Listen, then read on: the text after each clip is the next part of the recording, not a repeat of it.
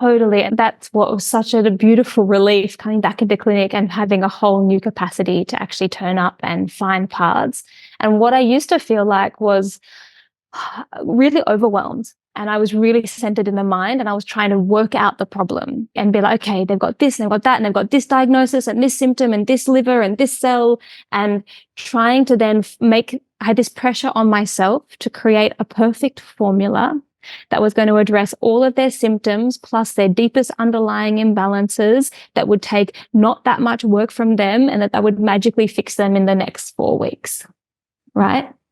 Completely unrealistic expectation of myself that is based on our unrealistic expectation of what healing and medicine is in the West.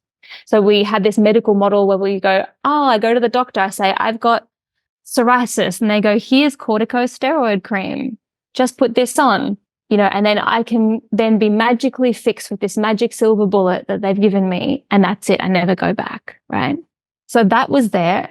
And now that I've shifted my focus from understanding disease, I did a lot of study understanding disease, and I've gone like, actually, I want to understand plants, and I want to understand not just the plants, how they work on cells. I want to know how they work on spirit.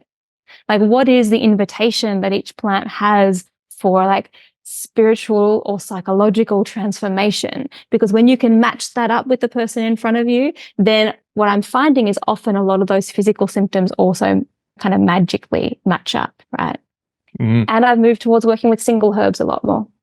Yeah, which is, again, that's a realm that intellectually within herbal systems doesn't make a lot of sense. I know in Chinese medicine it's frowned upon, but when you enter into tonic herbalism, it's like it opens up as like still within this intellectual sense, it's not appropriate.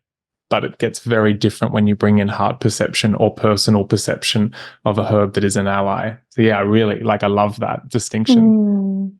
Yeah, and so there was something so overwhelming because I was trying to always find all the perfect combinations of herbs that would fix all the problems. And then I was trying to draw on this huge array of plants that I've studied, but I don't really know those plants. I know a lot about them. It's like a superficial depth. It's like if you described all your friends to me, I've never met them, but that's not the same as actually sitting down and having a cup of tea with them.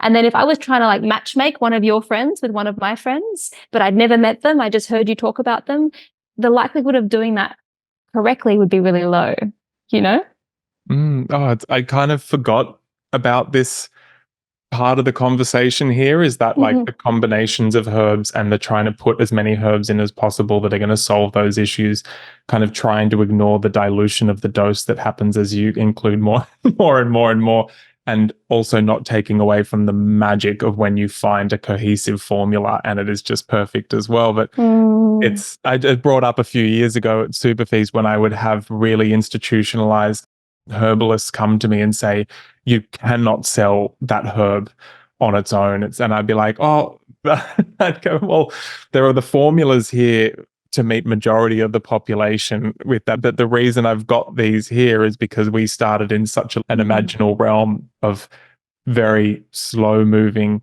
and patient people who were looking for allies and so on and so forth. They'd be drawn to a herb and they had to work with it. And it's just popped up in terms of making sure we lock in and embody that. So you bringing that up, it's flooding me back with that appreciation of that.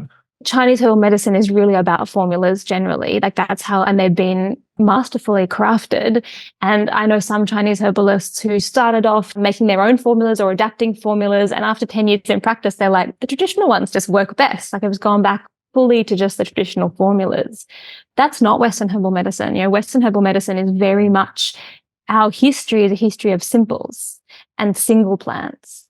So then you have people, we got no training in good formula creation. And I see formulas coming, especially from Western herbalists and naturopaths, that are like, okay, well, this person obviously isn't sleeping well. They have some anxiety and they've got some like metabolic issues because there's like 7 different herbs in here. And it's like that person's just gone, well, I guess I'll put hops and passion flower and skullcap and chamomile. And, I saw a formula the other day, and CBD and oats and lemon balm. And it's just like, why would you just put 5 herbs that are all nervous system sedatives in one bottle with nothing else. Yeah. And I had a client that actually came to me depressed and tired, and we worked out what was happening with it. She was taking this formula and it was too much for her body.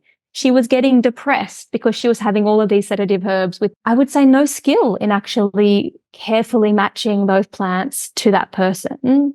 And if you want a formula, your formulas should be then balancing other aspects rather than just, or actually a friend of mine brought a bottle in and he had said that he'd gone to a naturopath, or sorry, his client had gone to a naturopath and he'd called the naturopath to be like, I don't understand what this formula is. He was an acupuncturist. Can you help me? And the naturopath literally said, oh, I just put all the lady herbs in because she's having menstrual problems.